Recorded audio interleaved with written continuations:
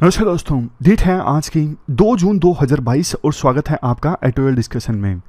आज 3 इश्यूज हम डिस्कस करेंगे। सबसे पहले ये आर्टिकल हम डिस्कस करेंगे आशा प्रोग्राम से संबंधित।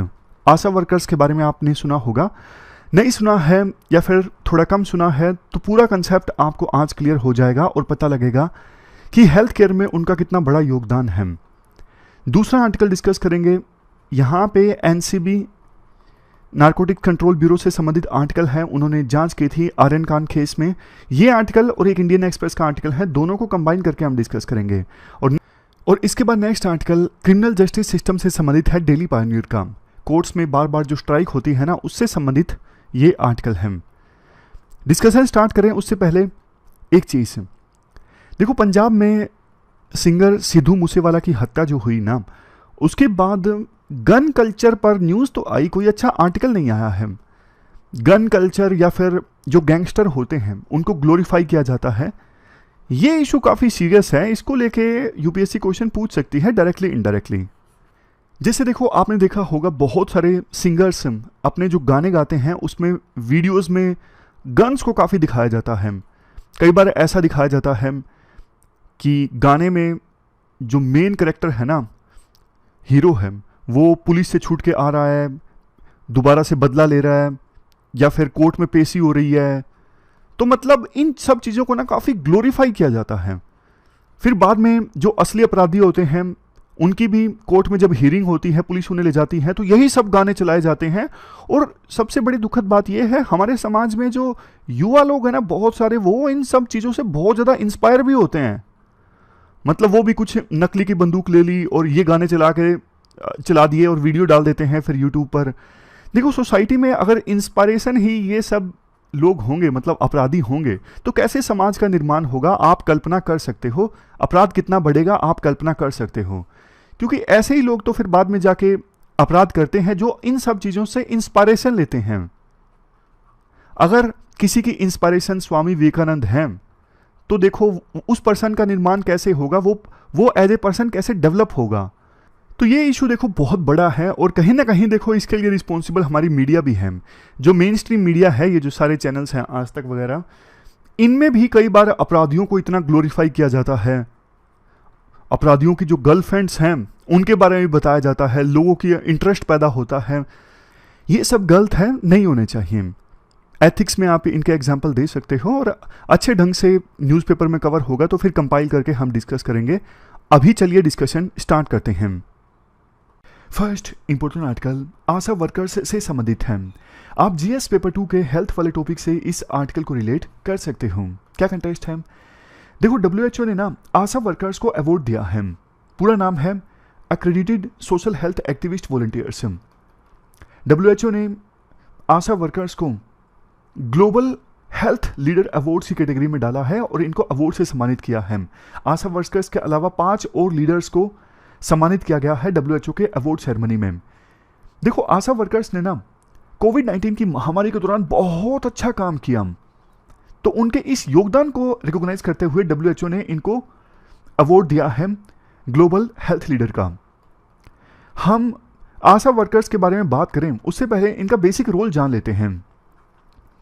देखो, आशा वर्कर्स ने ना कोविड-19 से पहले भी पब्लिक हेल्थ को इंप्रूव करने में अपना बहुत इंपॉर्टेंट रोल प्ले किया है, खास करके प्राइमरी हेल्थ केयर सर्विसेज जैसे मैटरनिटी रेट को सुधारना और बच्चे के जन्म के बाद मदर की हेल्थ पर ध्यान देना, चाइल्ड हेल्थ, बच्चे को टीका वगैरह लगवाना, हाइपरटेंशन, डायबिटीज़, ट्यूबरक्लोसिस, इन सब की ट्रीटमेंट।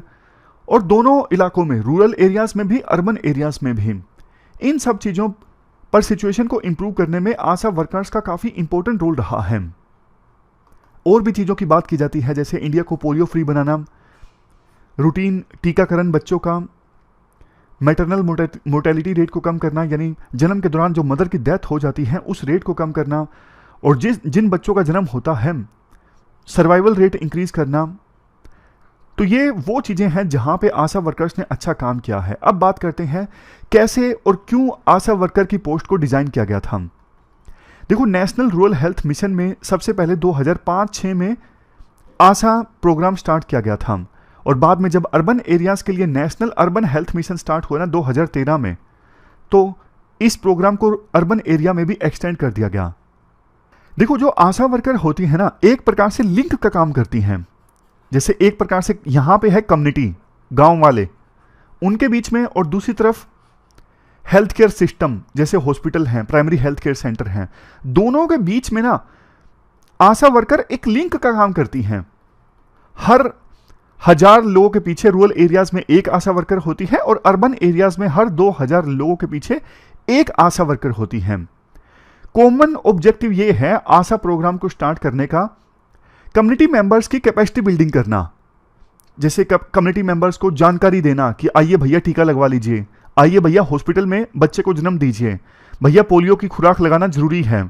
तो मतलब ये सारी जानकारियां देकर, और कई बार तो इवन पेशेंट्स को हॉस्पिटल में ले जाती हैं, इसके लिए इनको इंसेंटिव भी मिलता है। खुद मतलब इनका कोई सर्टिफिकेशन नहीं होता हेल्थ केयर में, ऐसा नहीं कि इनको बहुत ज़्यादा जानकारी होती है, हेल्थ केयर में एक्सपर्ट होती है, नहीं। इनका काम ये होता है जनता को इंपावर करना, जानकारी देना, उनको हॉस्पिटल तक लेके जाना, इंश्योर करवाना कि बच्चा टीका लगवाए, इंश्योर करवाना कि माँ जो है हॉस्पिटल में बच्चे को जन्म दे, ना कि घर। ये प्रोग्राम कहाँ से लिया गया?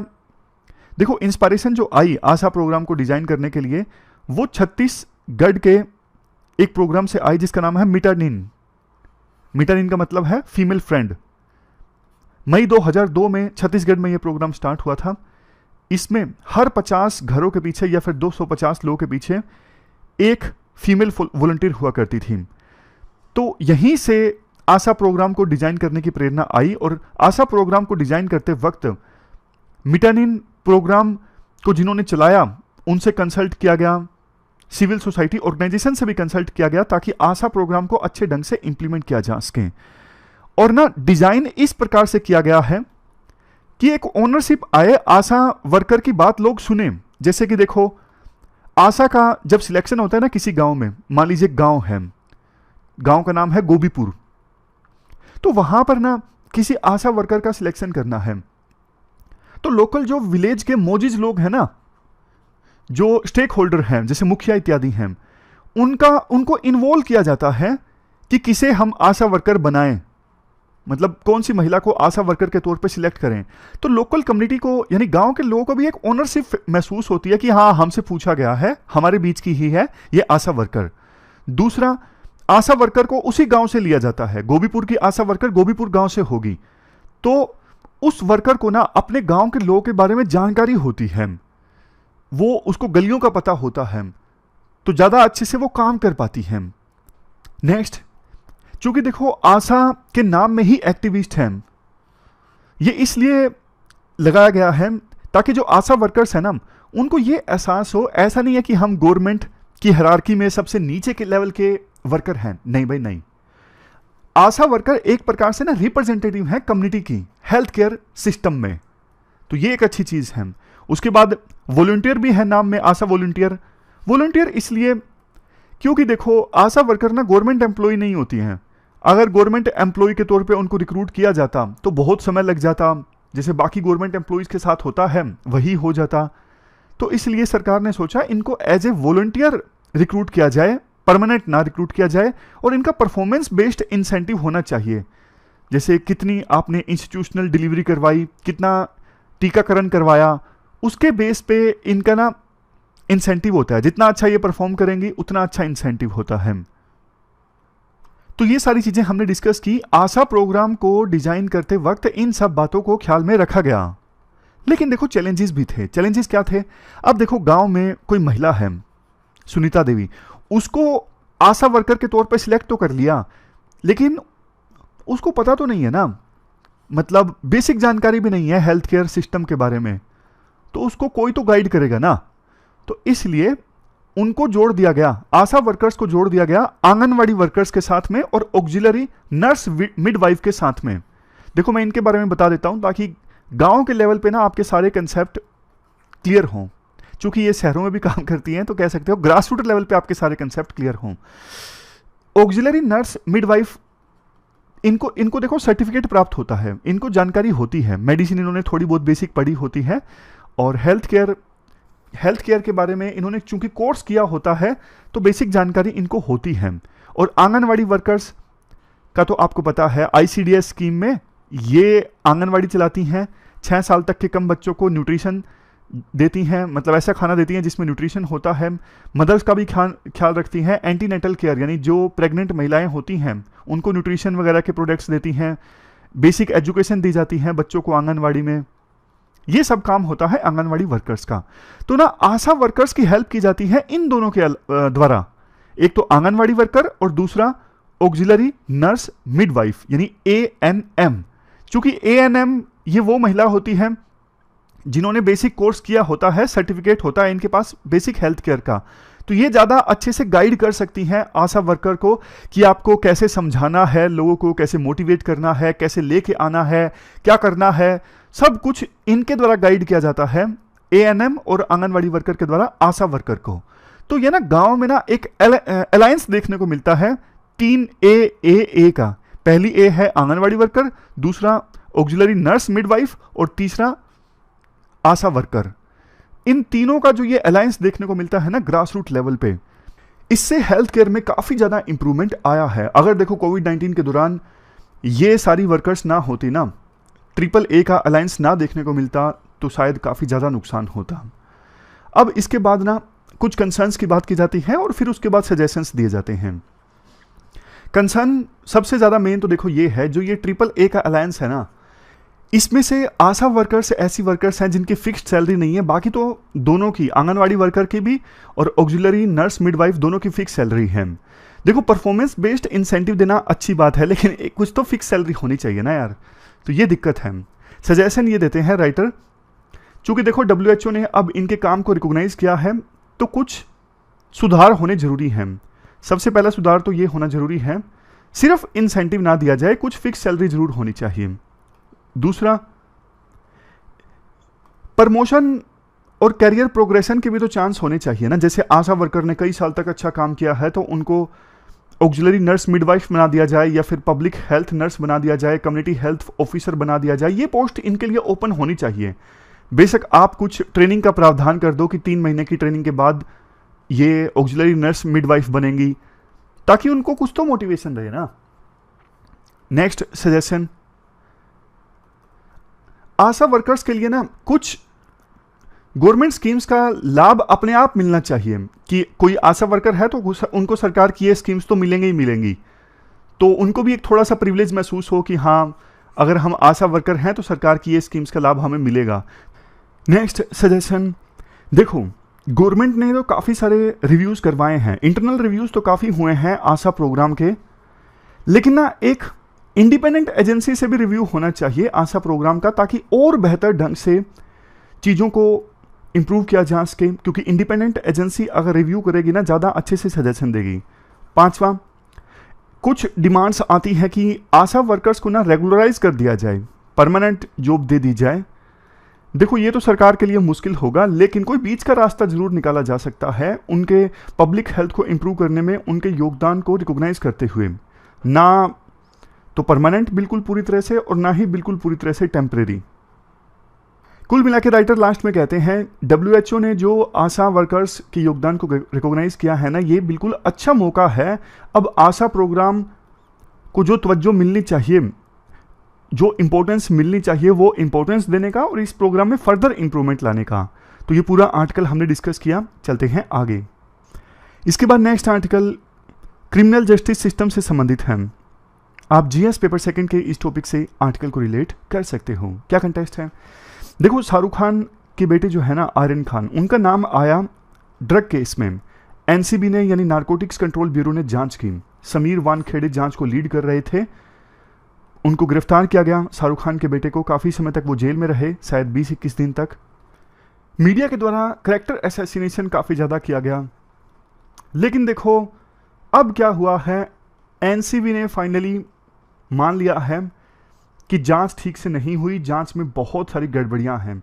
सबसे पहले तो यही अपने आप में अभूतपूर्व है, कोई एजेंसी अपनी ही गलती को स्वीकार करे, तो NCB ने अपनी ही गलती को स्वीकार किया है और कहा है कि जांच के दौरान बेसिक प्रोटोकॉल भी फॉलो नहीं किया गया। जैसे व्हाट्सएप एविडेंस को मानकर शाहरुख खान के बेटे को और बाकी लोगों को गिरफ्तार किया गया इस केस में, जबकि कोर्ट ने काफ़ी बार ये बोला है व्हाट्सएप के एविडेंस को सेकेंडरी एविडेंस बेसिक माना जाता है, प्राइमरी एविडेंस नहीं माना जा सकता है। जब रेड पड़ी थी क्रूज पर तो कोई वीडियोग्राफी नहीं हुई। इसके अलावा ड्रग को नहीं प्रोक्योर किया गया जो आरोपी थे उनसे, और मेडिकल भी नहीं करवाया गया उनका कि उन्होंने ड्रग कंज्यूम किया है या फिर नहीं किया है। मतलब ये जो बेसिक गलतियां हैं ये एक्सपेक्ट नहीं की जा सकती एनसीबी जैसी एलीट एजेंसी से, जिसके ऊपर दारोमदार है हमारे देश से ड्रग्स के मेनिस को, ड्रग्स की चुनौती को खत्म करने का। तो राइटर तो ये कहते हैं, देखो आमतौर पर ना दूसरे देशों में ना ये प्रोविजन होता है, अगर इन्वेस्टिगेशन खराब हो, मतलब ठीक ढंग से नहीं की गई है तो अलग बात है, समझ रहे हो, मतलब इन्वेस्टिगेशन में लापरवाही है, ये भी खराब है, ये भी नहीं होना चाहिए, लेकिन लापरवाही है तो एक पल के लिए मान लिया। लेकिन जानबूझ के इंटेंशनल अगर किसी को फंसाया जा रहा है तो देखो विक्टिम को कंपनसेशन जरूर मिलनी चाहिए। दूसरे देशों में मिलती है कई, हमारे देश में नहीं मिलती है। हालांकि हमारे देश में जो विक्टिम है वो बरी होने के बाद सिविल सूट फाइल कर सकता है, और कई बार वो पर्सन्स जो झूठी शिकायत करते हैं उनके खिलाफ भी फाइन लगा दिया जाता है कोर्ट्स के द्वारा। लेकिन एज सच सीधा सीधा कोई प्रोविजन नहीं है कि अगर विक्टिम के खिलाफ केस झूठा साबित होता है, बाद में पता लगता है कि इंटेंशनल उनको फंसाया जा रहा था, तो उनको कंपनसेशन मिले। सीधा सीधा कोई प्रोविजन फिलहाल के समय में नहीं है। तो राइटर इसके बाद देखो ये भी बोलते हैं, एनसीबी जो ऑर्गेनाइजेशन है ना, अब इसका काम होना चाहिए जो बड़े ट्रांसनेशनल स्मगलिंग नेटवर्क है, जैसे अफगानिस्तान से हमारे देश में ड्रग आ रही है, पाकिस्तान से आ रही है, कीनिया से आ रही है, ये बड़े बड़े जो नेटवर्क है ना, इन पर ध्यान देना। ये क्या करते हैं, ये छोटी छोटी चीजों पे ध्यान देते हैं। ड्रग पैडलर पर तो लोकल जो पुलिस है वो भी ध्यान दे सकती है ना, लोकल पुलिस है, दूसरी एजेंसीज हैं वो ध्यान दे सकती हैं ड्रग पैडलर्स पर, रेव पार्टीज पर। आप बड़े लेवल पे जो ड्रग का कारोबार हो रहा है उस पर ध्यान दीजिए ना। नेक्स्ट, बहुत बार देखो ऑफिसर्स क्या होते हैं, कई तरह के ऑफिसर्स देखने को मिलते हैं। कुछ ऑफिसर्स ऐसे होते हैं कि जानबूझ के मीडिया में आने के लिए वो इस प्रकार की चीजें करते हैं। कुछ ऑफिसर्स ऐसे होते हैं जो पैसा कमाने के लिए ये करते हैं। कुछ ऑफिसर्स ये होते हैं शुरुआत में तो वो सही ढंग से कार्रवाई करने की सोचते हैं, लेकिन मीडिया ना इन्वेस्टिगेशन की डायरेक्शन तय कर देता है, बार बार ऐसी चीजें दिखाता है, तो मजबूरी में उन ऑफिसर्स को वही डायरेक्शन लेनी पड़ती है, यानी प्रेशर काफी ज्यादा आ जाता है। लेकिन जो ऑनेस्ट ऑफिसर्स होते हैं, अपराइट ऑफिसर्स होते हैं, वो देखो इस सारे प्रेशर को झेल लेते हैं और बिल्कुल ईमानदारी से काम करते हैं, ना किसी निर्दोष को फंसने देते हैं और ना किसी अपराधी को छूटने देते हैं। तो अब समय आ गया है कि जो ये मिसयूज होता है ना पावर का, देखो पब्लिक सर्वेंट्स को जो पावर मिलती है ना बहुत विश्वास के साथ मिलती है, लेकिन अगर वो अपने पावर्स का मिसयूज करते हैं किसी निर्दोष को फंसाने के लिए, तो ये तो देखो बहुत ही ज्यादा बहुत ही ज्यादा इनजस्टिस की प्रकाष्ठा होगी। प्रकाष्ठा का मतलब बहुत ज्यादा अन्याय होगा। प्रकाष्ठा वैसे हिंदी वर्ड है, इसका मतलब होता है चरम सीमा। पता नहीं बोलते बोलते मेरे मुंह से कैसे इतने प्योर हिंदी वर्ड निकल जाते हैं अपने आप। प्रकाष्ठा का मतलब होता है बिल्कुल एक्सट्रीम, चरम सीमा। तो ये पूरा आर्टिकल हमने डिस्कस किया। अगला आर्टिकल भी देखो क्रिमिनल जस्टिस सिस्टम से ही संबंधित है, मेनली कोर्ट्स पर फोकस करता है ये आर्टिकल। आप जीएस पेपर सेकंड के इस टॉपिक से आर्टिकल को रिलेट कर सकते हो। देखो ये जो आर्टिकल है ना वकीलों की हड़ताल से संबंधित है। हाल ही में ना एक्सपर्ट्स के एक पैनल ने इलाहाबाद हाई कोर्ट को अपनी रिपोर्ट सौंपी, जिसमें 2010 से लेकर 2016 के बीच का डेटा है। आप बोलोगे अरे भैया ये तो बताओ डेटा किस चीज का है। डेटा है कि उत्तर प्रदेश के 10 जिलों में कोर्ट्स ने, जो लोअर कोर्ट्स है ना, उन्होंने कितने दिनों तक काम किया या फिर काम नहीं किया। डेटा में यह सामने आया कि मुजफ्फरनगर डिस्ट्रिक्ट ने ना 1 मार्च 2010 से लेकर 31 मार्च 2016 के बीच में 753 डेज काम नहीं किया, हड़ताल रही, वकीलों ने हड़ताल कर दी। और अलीगढ़ में इस टाइम पीरियड के बीच 697 डेज तक कोर्ट ने काम नहीं किया। उसी प्रकार से फैजाबाद, मथुरा, चंदौली, ये सारा डेटा है, याद रखने की इतनी आपको आवश्यकता है नहीं। रिपोर्ट का जिक्र कर सकते हो, वो इंपॉर्टेंट है आंसर राइटिंग में। अगर आपको केसेस बताने हैं ना क्यों पेंडिंग है, तो इस रिपोर्ट का जिक्र करोगे, थोड़ा वैल्यू एडिशन हो जाएगा। तो वकील देखो इतना इतना हड़ताल कर देते हैं। राइटर कहते हैं छोटे से छोटे इश्यूज पर भी वकील हड़ताल कर देते हैं। जैसे इस डे को महाराजा अग्रसेन जयंती घोषित कीजिए, इस डे को, जैसे एग्जाम्पल के तौर पे बोल रहा हूँ, सिर्फ वीर सावरकर का दिन घोषित कीजिए, उनको सम्मान देने के लिए छुट्टी घोषित कीजिए। छोटे से छोटे इश्यूज पर वो हड़ताल कर देते हैं। नुकसान किसको होता है? आम जनता को।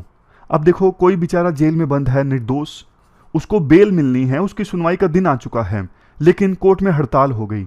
सोच के देखिए, उसकी फ्रीडम तो छिन गई ना, कितने और दिनों तक उस निर्दोष व्यक्ति को जेल में रहना पड़ेगा। किसकी प्रॉपर्टी छिन रही है, तुरंत उसने कोर्ट में इंटरिम ऑर्डर लेने के लिए रिट फाइल की है, लेकिन नहीं, कोर्ट में तो हड़ताल है। बहुत ज्यादा मुसीबतों का सामना करना पड़ता है आम जनता को इन हड़तालों की वजह से, इन स्ट्राइक्स की वजह से। बहुत बार देखो ऐसा भी देखने को मिलता है कि कोर्ट में कुछ पर्टिकुलर वकील जो होते हैं ना, वो काफी न्यूसेंस क्रिएट करते हैं जानबूझ के।